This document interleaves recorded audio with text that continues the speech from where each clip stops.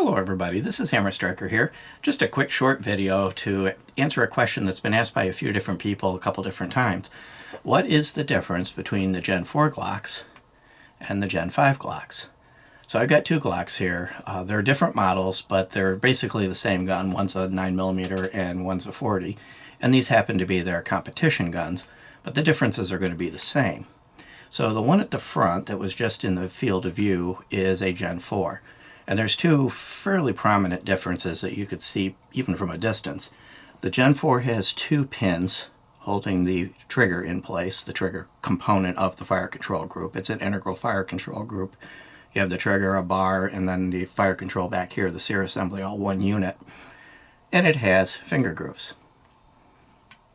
If you move over to the Gen 5, you can see that there are no finger grooves.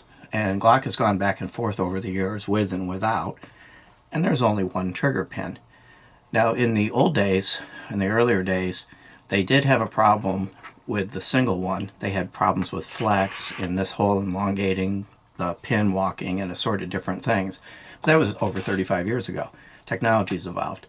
So around the Gen 3 era, actually I think it might have even been the Gen 2.5, they went to two pins, and they've been that way until recently with the Gen 5, and now they're back to one pin. I don't believe the problems are going to come back. And by the way, I'm not going to worry about every technical nuance, micrometer differences. I'm sure the question is being asked in the vein of, I go to a gun store, I want to buy a Glock, should I get a Gen 4 or a Gen 5? The two really biggest things is going to be the finger grooves. You either like them or you don't. If you want finger grooves, get a Gen 4. If you don't want finger grooves, get a Gen 5. Another primary difference between them is on both guns, and they introduced this with the Gen 4s, the magazine catch can be released, and you have to use Gen 4 or newer magazines. I think I said that wrong. The mag catch can be reversed. It can either be left or right. It's not both at any given time, but as long as you use Gen 4 or newer magazines, it can be reversed. But one thing that you won't get on a Gen 4 is the ambi slide stop slide release. That's only found on the Gen 5s. And by the way, they work. The way they're set up, there's no problems in flex. They actually function correctly. And as you can see on the Gen 4, there's not even a cutout or a place or any way that you would ever have that on the Gen 4s. The other thing that's going to be a little harder to see because of the studio lights, but if I get them close together, kind of shade them a little bit, the Gen 5s have the NDLC coating. It's a very black, very smooth coating. And the Gen 4s tend to have that more of a nitride that they went to after they stopped doing Tenifer. It's kind of dryish feeling. It works, it's a durable finish, but it doesn't have the luster to it that either the frying pan, the earlier Gen 4s, or this NDLC, which when it shines up, it's got a nice luster to it. You'll also notice front serrations on the Gen 5 and not on the Gen 4. Now a couple things I'll point out. There's no reason they can't put front serrations on a Gen 4, and there's no reason they can't do NDLC on a Gen 4, and they may.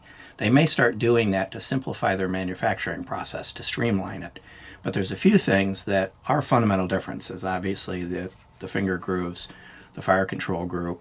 So Gen 4 fire control groups and Gen 5 fire control groups are not interchangeable. I'm also going to take them apart real quick to show you two other differences, which one is kind of a minor thing, the other is possibly a little more consequential. You'll notice the shape of the safety plunger, the drop safety plunger, is round on the Gen 4 and prior, and it's oblong on the Gen 5. This came out actually with the Glock 42, which was technically a Gen 4, even though it actually didn't have a Gen on it, the oblong one, and they've moved into all of the Gen 5s have that. I would imagine the Gen 4s, if they don't have it now, probably won't, because that's a change in the actual casting of the slide. And there is a difference in the barrel. So the Gen 5 has what is called Glock's Marksman barrel. If I can get some light up in there, you'll see it's a hybrid of polygonal and conventional rifling, and that's what they call their Marksman barrel. The Gen 4 is polygonal only, so it's just a pure polygonal rifling barrel. Get a light up in there. The polygonal increases pressure, gives you a little bit more velocity, and apparently they're believing that hybriding that with the conventional will give you a little bit more accuracy.